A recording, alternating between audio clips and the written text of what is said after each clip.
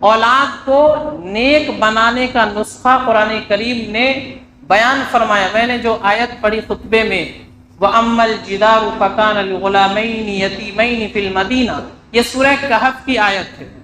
اس آیت میں اللہ تبارک و تعالیٰ نے ایک چھوٹا سا قصہ بیان فرمایا اور اولاد کو نیک بنانے کا نسخہ بھی بیان فرمایا۔ حضرت خضر علیہ السلام اور حضرت موسیٰ علیہ السلام کا واقعہ ہے۔ یہ دونوں حضرات سفر میں ہیں۔ حضرت موسیٰ حضرت خضر علیہ السلام کے شاگرد بن کر، طالب علم ان کے اسٹوڈنٹ بن کر ان کے ساتھ سفر میں جا رہے ہیں۔ اللہ نے حضرت خضر کو بہت سارے ایسے علوم عطا فرمائے تھے کہ جو ہر کسی کو نہیں ملتے، تو وہ سیکھنے کے لیے، سمجھنے کے لیے حضرت موسیٰ علیہ السلام ان کے ساتھ ہیں۔ ایک بستی میں گئے، وہاں ایک دیوار تھی جو ٹیڑھی تھی۔ حضرت خضر علیہ السلام نے اس دیوار کو سیدھا کر دیا اور وہاں کے لوگوں سے کوئی اجرت بھی نہیں لی، کوئی مزدوری بھی نہیں لی۔ حالانکہ وہاں کے لوگوں نے، جس بستی میں یہ سفر کرتے کرتے پہنچے تھے، ان لوگوں نے ان آنے والے مہمانوں کا اکرام نہیں کیا۔ یہ لوگ بھوکے پیاسے تھے، سفر میں تھے۔ ان لوگوں نے ان سے مدد مانگی اور کہا کہ ہم لوگ مسافر ہیں، ہمارے پاس کھانے پینے کو نہیں ہے، لیکن اس کے باوجود ان لوگوں نے ان کو کھانے پینے نہیں دیا تھا۔ قرآن کریم نے صاف الفاظ میں بیان فرمایا کہ ان لوگوں نے انکار کر دیا ان کی ضیافت کرنے سے، کھانا نہیں دیا اور جو مہمانوں کے ساتھ کیا جاتا ہے ویسا برتاؤ نہیں کیا۔ لیکن اس کے باوجود حضرت خضر نے اس ٹیڑھی دیوار کو سیدھا کر دیا، تو حضرت موسیٰ کو اعتراض ہوا کہ ان لوگوں نے تو ہمارے ساتھ بدسلوکی کی، ہم مہمان تھے، مسافر تھے، ہمیں کھانے نہیں دیا، آپ نے یہ دیوار فری میں سیدھی کر دی۔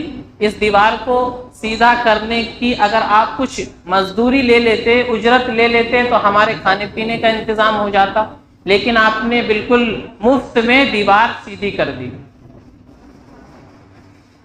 تو حضرت خضر علیہ السلام نے فرمایا کہ میں نے یہ اپنے حکم سے نہیں کیا، اللہ کی طرف سے مجھے حکم ملا تھا اور میں نے اس کام کو کیا۔ وہ دیوار کن لوگوں کی تھی؟ قرآن کریم میں ہے کہ وہ دیوار 2 یتیم بچوں کی تھی، اور اس دیوار کے نیچے ان بچوں کا خزانہ چھپا ہوا تھا۔ وہ دیوار اتنی ٹیڑھی ہو گئی تھی کہ خزانہ نظر آنے لگا تھا۔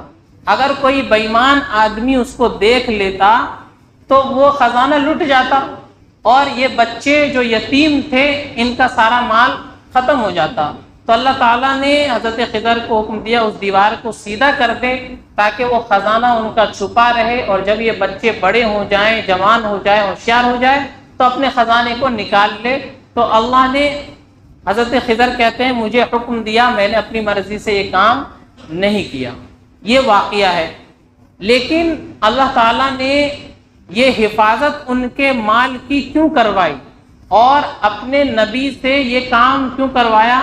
آگے وہ فلسفہ بیان کیا، وَكَانَ أَبُوهُمَا صَالِحًا۔